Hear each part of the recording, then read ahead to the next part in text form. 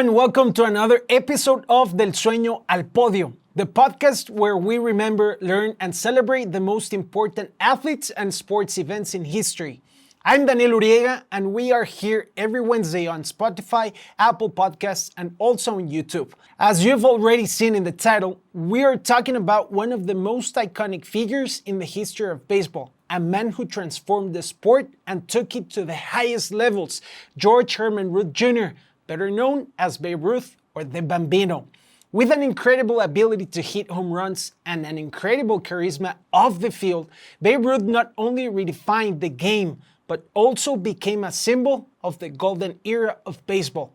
His legacy endures as a cultural icon both in the world of sports and the history of the United States.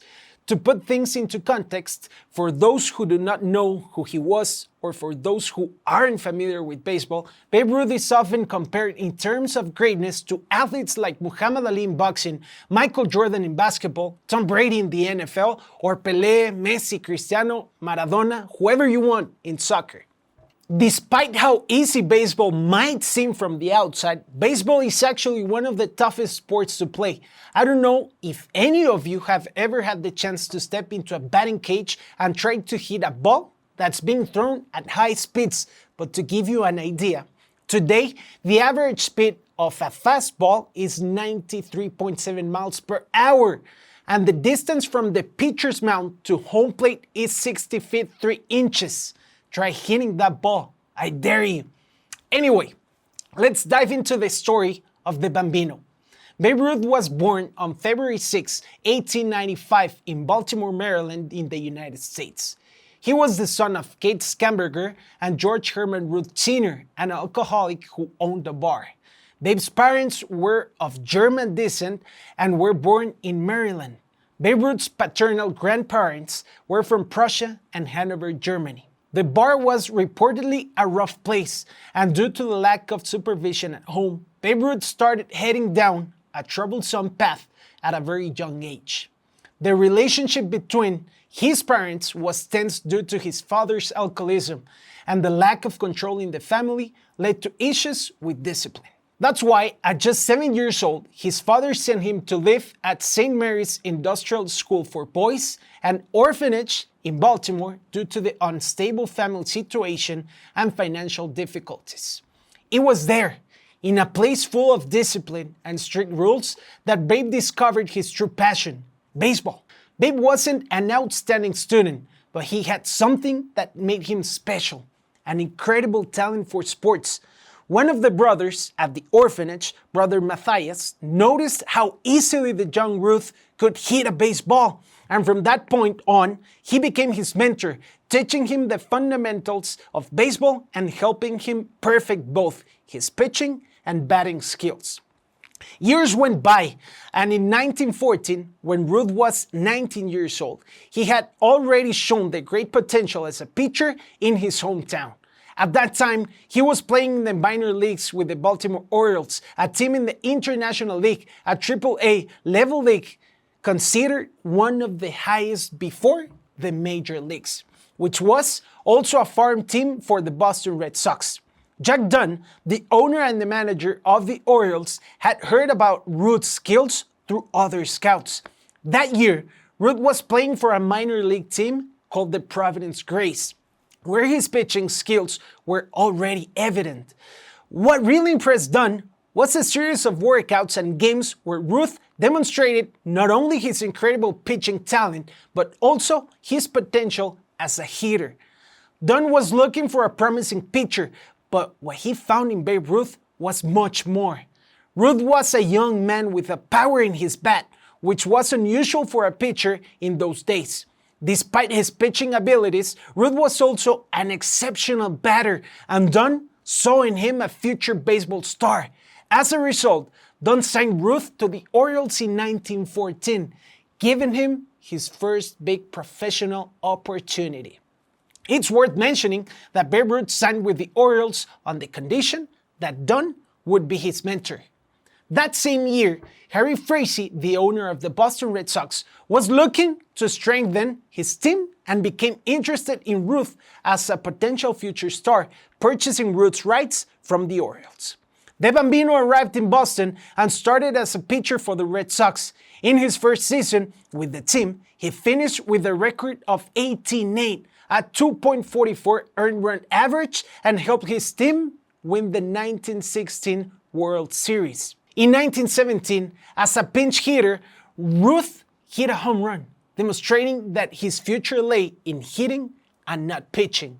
Babe Ruth transitioned from being a pitcher to a regular hitter. Starting in 1918, his batting skills were so outstanding that the Red Sox began to use him almost exclusively as a hitter. That season, he hit 11 home runs and won his third World Series title. By 1919, Babe Ruth broke the single-season home record with 29 homers, an achievement that had never been done before. This marked the beginning of the career of one of the greatest and most feared hitters of all time. Despite his success with the Red Sox, at the end of that same year, Harry Frazee sold Babe Ruth at just 24 years old to the New York Yankees, supposedly due to low ticket sales and to fund a Broadway musical. The deal was completed a few days earlier, but on January 5th, 1920, the transfer, which involved a sum of $100,000 plus a portion of Ruth's ticket sales for future games, became one of the most controversial and significant moves in baseball history. Babe Ruth's move to the Yankees wasn't just a poor financial and sporting decision, it also marked the beginning of the famous curse of the Bambino, which lasted 86 long years before the Red Sox could win another championship. It wasn't until 2004 that the Boston team finally won another World Series. But that story could be for another episode or reel. Let me know if you would like us to dive into that or another baseball or sports curse. Now, getting back to Babe Ruth leaving Boston, it's like saying Cristiano Ronaldo left Real Madrid for Barcelona. The rivalry between the Yankees and the Boston Red Sox is one of the fiercest in sports, like Real Madrid and Barcelona, or the Lakers and the Celtics in the NBA. Babe Ruth's arrival in New York was like a match made in heaven. It completely changed the way baseball was played and set off a series of events that not only turned the Big Apple into the city of the United States in the 20th century, but also transformed the Bronx Bombers into the most successful and decorated team in Major League Baseball history. Moreover, just by arriving at the Yankees, the team's value skyrocketed from the very first season.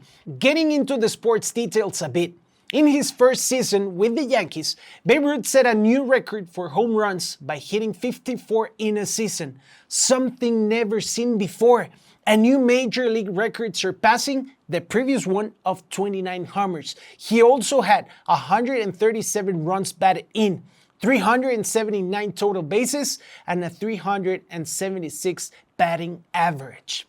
The Yankees' earnings jumped 17% the same year thanks to Babe Ruth. During his time with the Yankees, home runs became the most exciting play in the game. By the following year, 1921, Babe Ruth broke his previous record by hitting 59 home runs in a season, a record that would stand until 1927. By the way, in addition to those 59 home runs, he also drove in 170 runs batted in, RBIs. This performance allowed Ruth to improve his salary, raising it to $52,000 in 1922, making him the highest paid player in baseball by far. Throughout the 1920s, Babe Ruth's popularity soared. The Bambino became a cultural icon in the United States. His figure represented freedom, exuberance, breaking the rules. He was the bad guy. He was a symbol of the jazz age. But Babe Ruth's fame wasn't just because of his accomplishments on the field. It was also due to his extravagant lifestyle. He loved to go out, drink, smoke cigars, indulge in luxury, and of course, like any good athlete, women. Yes, the Bambino was a heartthrob, Quite the ladies' man. Speaking of this topic, I'd like to take a quick break and talk a little about his love life. Remember, this was many years ago, and we are just here to listen, not to judge. Babe Ruth had two official wives during his life. The first, Helen Woodford, he met in 1914, and they got married just 3 months later. They didn't waste time. They knew what they wanted, and of course they did. Keep in mind that this was the same year that Bambino was playing his rookie season with the Red Sox at the age of 19, while Helen was only 16. The years went by, and in 1921, with Ruth already making a name for himself with the Yankees, their daughter Dorothy was born. By 1925, Babe and Helen separated. The reason? His affairs and neglect toward his family. He wasn't paying attention to his wife Helen or their daughter Dorothy. A few years later, Ruth and Helen officially divorced in 1929. But sadly, the story with Helen doesn't end up here. You'll see why in a moment. Between their separation and official divorce, rumors say that Babe Ruth met Claire Hudson at a party in New York City, and they were introduced by a mutual friend. From the start, Claire was impressed with Babe's personality, and Ruth was captivated by Claire's elegance and calm demeanor. At that time, Babe was still married to Helen Woodford, but his relationship with Claire grew stronger over the following years. Today, this would be like asking, why does Jose the plumber keep texting you or seeing likes and reactions on Instagram? You know what I mean. You know how it goes. Before the marriage between Babe and Claire, it's important to mention that unfortunately, Helen passed away in a fire at an apartment in Massachusetts in 1929 at the age of 31, under very strange circumstances. Initially, investigations into the cause of the fire didn't suggest it was arson, and it was officially ruled an accident. However, as time passed, Nora Woodford, Ruth's former sister-in-law, reportedly told some media outlets that her sister had feared for her life just before her death because Babe Ruth was supposedly seeking a divorce from Helen in order to marry Claire. Helen, of course, was not keen on that idea. Apparently, Helen had asked Babe for $100,000 to sign the divorce papers, and Ruth exploded in anger and left. Less than a month later, Helen passed away, and just 3 months after her death, Babe Ruth married Claire Hudson. In the end, the case was ruled an accident, and in legal terms regarding Helen's death, Babe Ruth was cleared of any charges.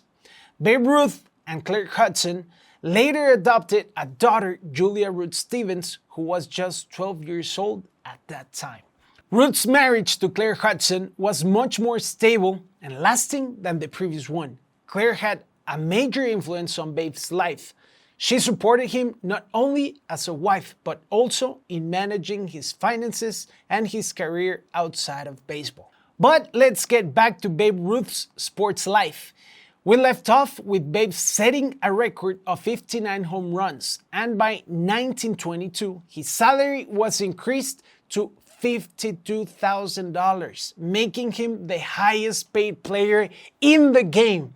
At that time, the Yankees were playing at the legendary Polo Grounds in New York, which, by the way, was owned by the Giants, the team that is now based in San Francisco. After seeing the impact Babe Ruth had with the Yankees and how in the first season he drew 1.7 million spectators, something had to change. In fact, the very next year, both teams faced each other in the World Series, and the Giants swept the Yankees in 4 games.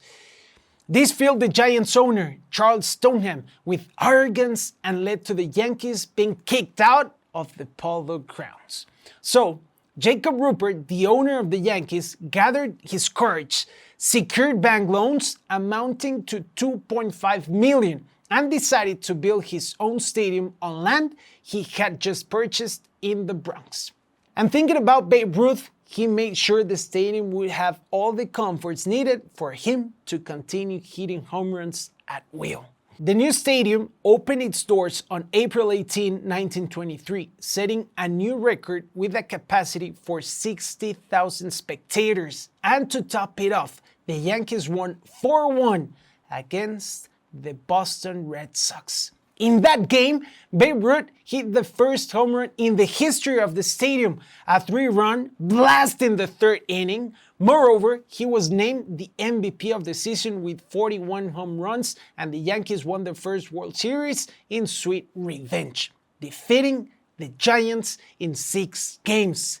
Here's how Babe Ruth's home run statistics looked over his 15 seasons with the New York Yankees from 1920 to 1934.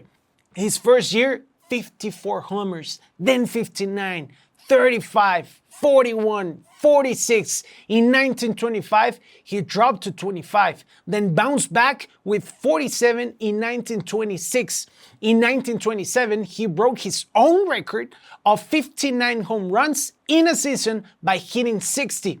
In 1928, he hit 54, then 46. In 1930, he hit 49, followed by 46 in 1931.